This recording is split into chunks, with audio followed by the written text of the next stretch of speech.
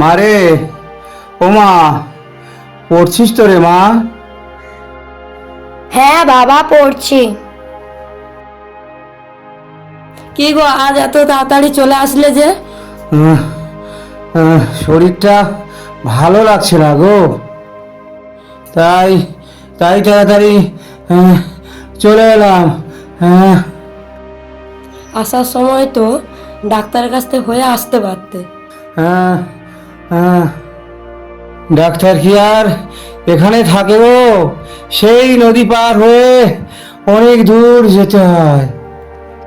হ্যাঁ, হ্যাঁ, স্মৃতিমা, আমাকে এক গ্লাস জল দে তো মা।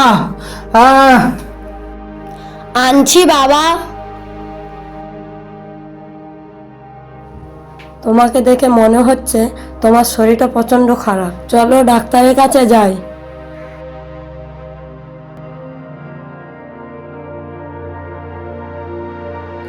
আহ, আহ, আহ, আহ,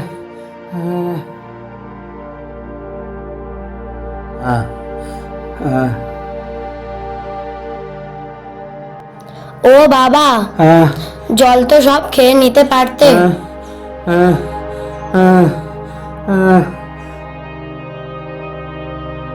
না রে মা, না মা, খেতে ইচ্ছে করছে না রে।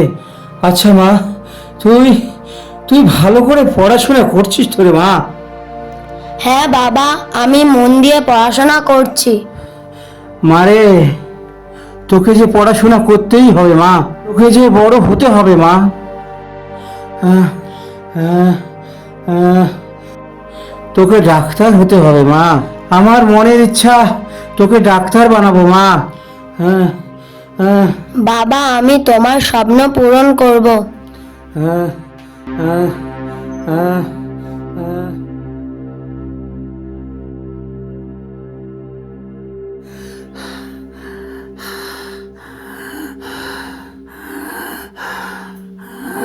কি গো, তুমি এমন করছো কেন? আমার আমার বুকটা প্রচন্ড ব্যথা করছে। কি গো, কি হয়েছে, কথা বলছো না কেন? কি গো, কি হয়েছে, কথা বলছো না কেন? স্মৃতি, ও স্মৃতি, স্মৃতি, ও স্মৃতি। ও বাবা, কথা বলছো না বাবা, বাবা, বাবা, বাবা, বাবা।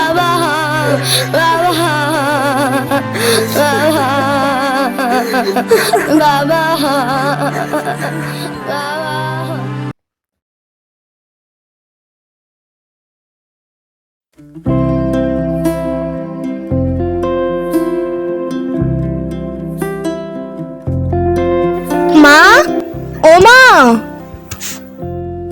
আসছি।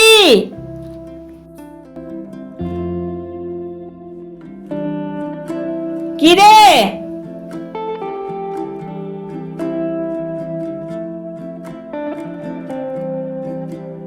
একটা ভালো খবর আছে মা। কি খবর মা? ও মা, আমি ডাক্তার হওয়ার জন্য যে পরীক্ষাটা দিয়েছিলাম মা, সেই পরীক্ষাতে আমি পাশ করে গেছি মা। এবারে আমি ডাক্তারি পরীক্ষার জন্য কলকাতাতে প্র্যাকটিসে যাব মা। তুমি তাড়াতাড়ি আমার চুলগুলো বেঁধে দাও।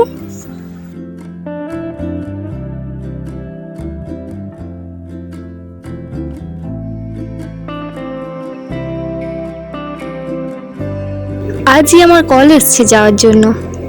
মারে, কলকাতা তো অনেক দূর। না মা, তোকে অত দূর যেতে হবে না। তাছাড়া তুই একজন মেয়ে মানুষ।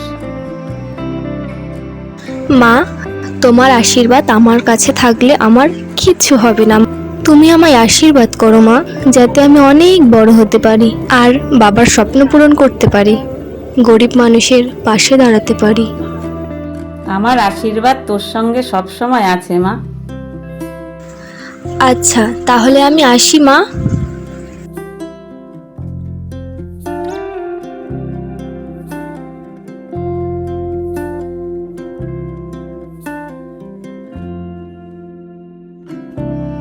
দুগ্গা দুগ্গা, দুগ্গা দুগ্গা।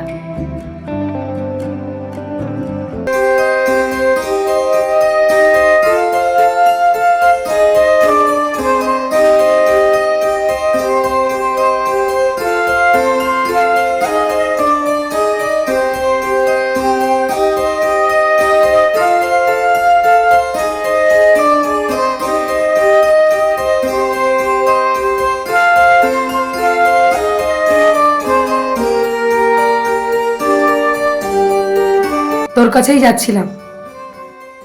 কেন রে? তাহলে তোমরা কথা বলো, আমি আসছি। বাই, পরে দেখা হবে।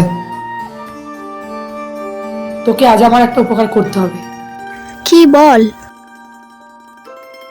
জানিস তো, আজ আমার বাড়ি থেকে খবর এসেছে আমার মায়ের শরীরটা প্রচন্ড খারাপ, তাই আজ আমি নাইট ডিউটি দিতে পারবো না।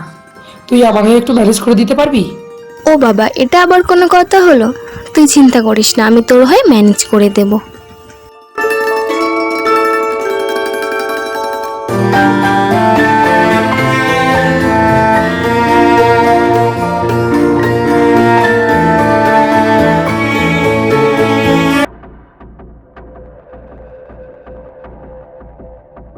জিব্বাটা একটু দেখি।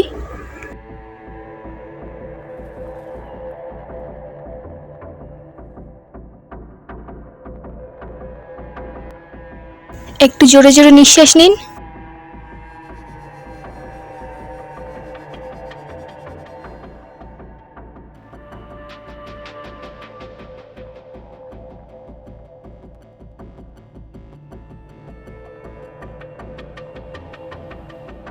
ঠিক আছে।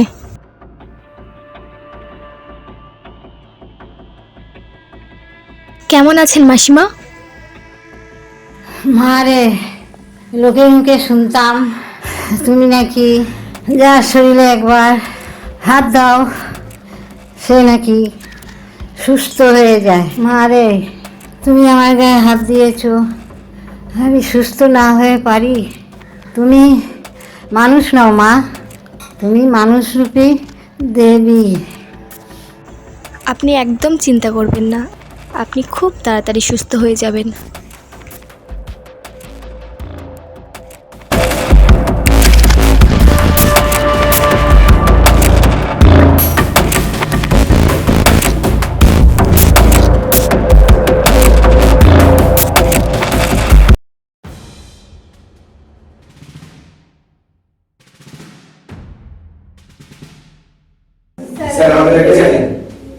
হ্যাঁ, তোমাদের ডেকেছি।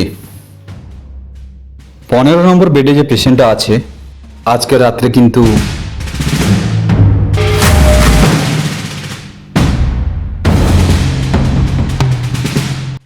স্যার, পেশেন্টের আশেপাশের লোকজন তো ঘোরাঘুরি করে।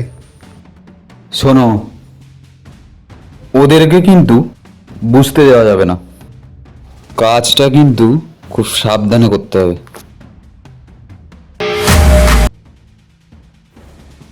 ওই পেশেন্টের 2টি কিডনি পাচার করতে পারলেই শুধু টাকা আর টাকা। তাহলে কিছু বুঝলে? স্যার, এই কাজটি করতে হবে গভীর রাতে। তাছাড়া স্যার, অপারেশনের সময় আমাদের যে কোনো একজনকে দায়িত্ব নিতে হবে, অন্য কেউ আসছে নাকি লক্ষ্য রাখার জন্য। তা লাগবে না, আমি সব কিন্তু ব্যবস্থা করে রেখেছি। বাহ বাহ, তাহলে স্যার হসপিটালে এইসব চলছে? তাহলে আমাদের কথা সব শুনতে পেয়েছো বুঝি? শোনো স্মৃতি, তোমাকে একটা কথা বলি। আমাদের সঙ্গে তুমি যদি যুক্ত হও, তাহলে কিন্তু তোমাকে আর পিছন ফিরে তাকাতে হবে না। ছি স্যার, ছি। মানুষ ডাক্তারকে ভগবানের চোখে দেখে। আপনাদের মতো এই সমস্ত কিছু ডাক্তারদের জন্য কিছু মানুষের অকালে জীবন চলে যায়। আর আমি এই হসপিটালে থাকতে এই কাজ কখনোই হতে দেব না। দেখো স্মৃতি, আবেগের বশে তুমি অনেক কিছুই বলতে পারো, তো এই পৃথিবীতে টাকা ছাড়া সবই অচল, বুঝলে? স্যার, যেই টাকার মধ্যে মানুষের দুঃখ কান্না মৃত্যু লুকিয়ে থাকে, সেই টাকা কখনো সুখ এনে দিতে পারে না। তাই স্যার, আমার জীবন থাকতে আমি এর প্রতিবাদ করেই যাব। আর আপনাদের মতো এরকম অপরাধীদের আইনের আওতায় নিয়ে আসবই। স্যার, ওকে যেতে দিলে আমরা সবাই কিন্তু বিপদে পড়বো।